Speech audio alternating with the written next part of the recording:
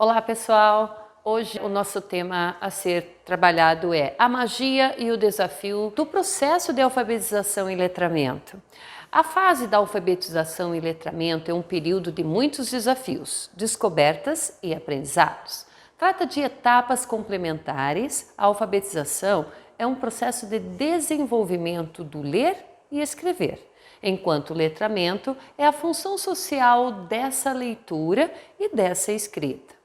Ou seja, a alfabetização e letramento caminham sempre juntos para que as crianças possam entender como o conteúdo pode ser utilizado. Essa é uma fase, onde também há muitas inseguranças e as atividades de casa são importantes, em consonância com o que se aprende na escola, é de extrema importância, certo? Vale destacar que o processo de alfabetização ele se inicia desde o ingresso dos alunos na vida escolar, ok? No Infantil 1, por exemplo, o hábito de ouvir histórias e manusear livros, de fazer leitura visual, de imagens e de estar exposto ao universo letrado são estratégias de alfabetização. São processos que preparam o terreno para que o aluno possa ter todos os pilares bem segmentados para desenvolver metodologias de alfabetização próprias. Olha só, pessoal, mas o ritmo de aprendizado de cada criança. Como se forma isso? Como que se dá isso? Gente, cada criança tem uma forma de assimilar conteúdo, certo? Então, desde muito cedo é importante fazer com que ela entenda que esse é um novo universo e que existe comunicação através da leitura.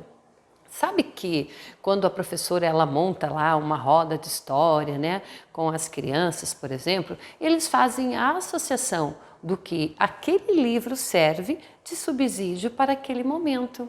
Quando a professora faz menção ao que está escrito, eles começam a entender que isso é um código e que é uma forma de comunicação, então. Gente, isso vai organizando uma forma de insight, para que eles entendam como articular esse novo código que eles vão conhecer. Mais à frente, lá no Infantil 3, os alunos eles começam a ter acesso à formalização da leitura, tá? A prática, ela está muito atrelada ao contexto, à situação de vida e à comunicação real. Eles começam a reconhecer as primeiras letras do nome, depois escrever o próprio nome. Assim, eles, os pequenos, eles começam a entender, a identificar o nome nos objetos e entender que tudo faz parte de uma comunicação social. A partir daí, faz sentido para eles, Eles começam a identificar os códigos de fato. Em seguida, vem o processo prático daí da alfabetização, mas é de extrema importância identificar e sanar todas as dificuldades, fazer com que a criança se sinta inserida no processo de aprendizagem e que os pais tenham a segurança e as ferramentas de acompanhamentos necessários para apoiar essa aprendizagem. Isso são os maiores pilares que nós temos aí da alfabetização. A criança não tem que aprender conteúdos, ela tem que adquirir competência e habilidade por meio de vivências em projetos. Esses projetos, eles contemplam a leitura de textos, músicas, experiências, e vivências. No trabalho com textos, por exemplo, as professoras elencam palavras significativas. O que são isso? O que são essas palavras? São palavras que são representativas no texto e que fazem parte do significado dos projetos vivenciados, ok? Se essas palavras passam a ser um objeto de experiência e aprendizagem do processo de alfabetização das crianças, o aluno então ele começa a explorar, aquela palavra, ele começa a reconhecer as partes menores das palavras, a reconhecer som. A partir disso, outras palavras são produzidas e também ouvidas.